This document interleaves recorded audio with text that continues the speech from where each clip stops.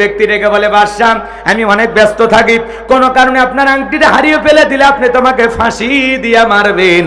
তখন ডেকে বলে, না না, এমনটা তো হবে, দেশের আইন তো তাই আছে।